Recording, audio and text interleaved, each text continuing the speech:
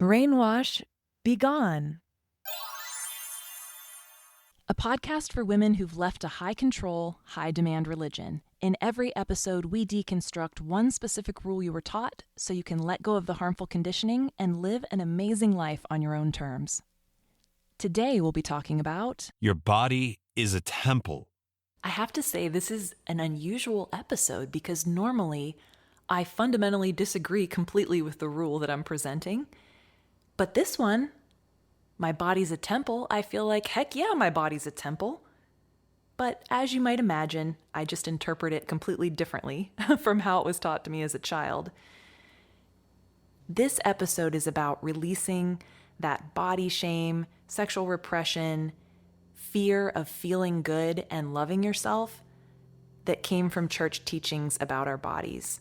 So listen on if you're committed to living in a way that's a lot more, ooh, yeah, my body is a temple, and a lot less, your body is a temple. So if someone who didn't grow up in a high demand or high control religion or cult heard the saying, your body is a temple, they honestly might think it sounds pretty great. I'm picturing a majestic hall with colorful curtains, velvet cushioned furniture, a table piled high with a feast, and some beautiful golden accents and candles and incense and tropical gardens in the surroundings of the building.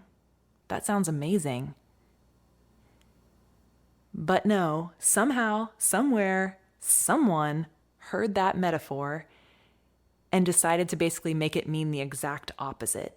That's right, this is a temple you can't adorn with anything fun or sparkly or beautiful. You can't show the temple to anyone. You can't invite some guests into your temple and have a lovely evening. You own the temple, but you don't get to make any decisions about it. Someone else does. And you feel ashamed and embarrassed about your temple and you hide it away. High-demand religions will often present this teaching under a category like stewardship, and they'll say, your body belongs to God, so you have to keep it pure according to our definition of what purity means. And that might be things like dietary restrictions or certain ways you can act and not act, what you can do sexually. Maybe you can't have tattoos or piercings or your hairstyle's restricted. Whether you can wear makeup or choose not to wear makeup might be dictated by the standard. And certainly clothing is often highly regulated as part of the your body is a temple standard. It might be held up as a moral signal to the world, too. If you're acting in this certain discernible way out in the world, then publicly you're marked as faithful or set apart from other people. There could be claims that if you follow strict modesty, it might actually protect women from male attention, from assault or violence. And sometimes it's even presented as health and sanitation codes. How you prepare your food, how you wash, your personal hygiene might be dictated as part of this. But the truth is, it seems, I don't know, there are a lot of other possible motives that could be behind them teaching this type of rule. Because the truth is that anytime you have something that's super highly regulated in a complicated way, no matter what the version of regulation that your group used, it really keeps a lot of control over members. It keeps them busy just trying to comply with all of this specification about exactly what you can do and what you can't do. And when people are busy, they don't have time to ask questions. They don't have time to think, wait a second, why would we be doing any of this? And the fact that it's so difficult to comply perfectly with complex codes also means that the religion's authority figures can then take a power position over you and basically say, hey, you need to repent. Hey, you need to change your ways because this is imperfect. And so it keeps you in a one-down position where you have to keep trying to do better. Sometimes it's also used for reputation management of the group. It's like they want to look like a good public brand of everyone's falling in line. Everyone's being modest according to the group's standard. And sometimes it's just tradition. Hey, we've been wearing the same bonnets for 400 years. Why change it now, even though we live in a different climate and the style's totally different than when this started, when that was the cool thing to do, right? Sometimes things just don't change, even though they probably should change, or there's no reason they shouldn't change. So the impact of these rules about your body allegedly being a temple can be quite negative. A lot of people who live under these codes find that they feel a lot of shame and anxiety about their body. Maybe the chronic monitoring of their clothing. They had people always pointing out when they were falling out of line, or if something was supposedly too sexually suggestive, but really it was just their body, or they were going through puberty. Not being able to make your own choices about your hair and makeup and personal style also takes away your individual identity, your ability to express yourself in the world. And maybe that's part of the point too. But it can cause increased risk of disordered eating. You can feel compulsive about having to be modest. There's actually a diagnosable mental illness called religious scrupulosity.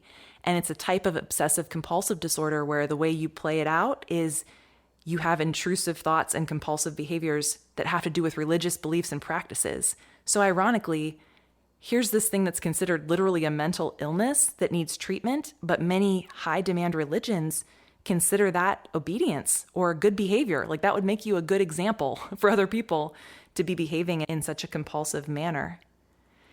It can cause sexual dysfunction where people have these ideas about purity, and that can cause a lot of fear or even physical pain when people are having sex, even once they're married. It can cause medical harm if you are under pressure to refuse certain types of medical treatment or mental health care or contraception.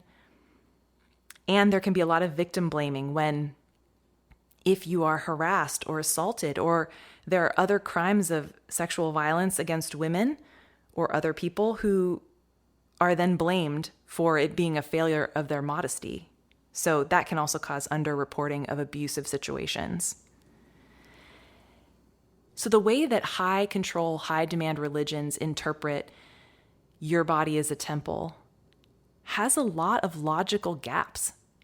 Your body as a temple is not a literal statement. Your body's not a building. It's obviously supposed to be a metaphor or poetry, something beautiful about loving yourself, respecting your own body. And so it is quite strange to take a snippet of poetry and then try to construct an entire detailed and rigid legalistic code of behavior on top of that. Like, what? People, it's just supposed to be a nice idea, if it's supposed to be anything at all. It just doesn't make sense that it turned into that. It's also just another great example of an appeal to authority where, because our leader says so, or because the Bible says this and we interpret it to mean it this way, there's not really any reasoning or logic behind that. It's just because we said so, because we interpreted it this way. There's also a lot of false causation at play, which is when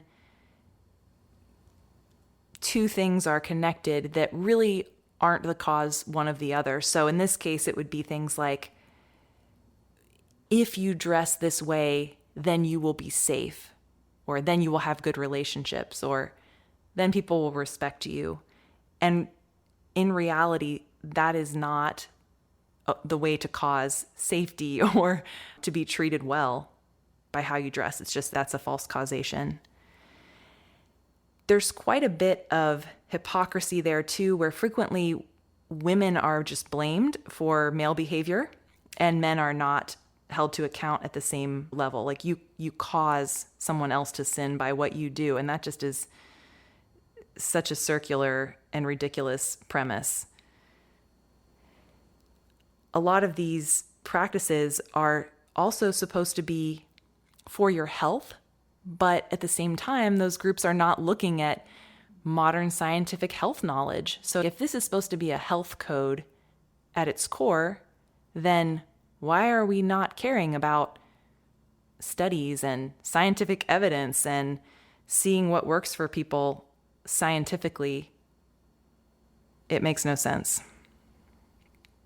So what are some alternate ways that we can look at this whole concept? What beliefs might you choose to replace whatever legalistic clothing, dietary, behavior code you were taught under the umbrella of your body as a temple.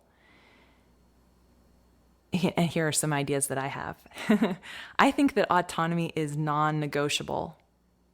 A body's first and final authority is the person who lives in that body. And they have to consent to whatever's happening. They have to be the one to choose. I would no longer, ever accept anyone having power over my body in any way. Like, I just won't. I'm going to choose how I want to decorate it. I'm going to say what feels good, what doesn't feel good, what I'm in the mood for. I give permission to interact physically with someone or not. And I assume that every other person has the same authority over their own body. So that means things like, I don't just hug people because I feel like it.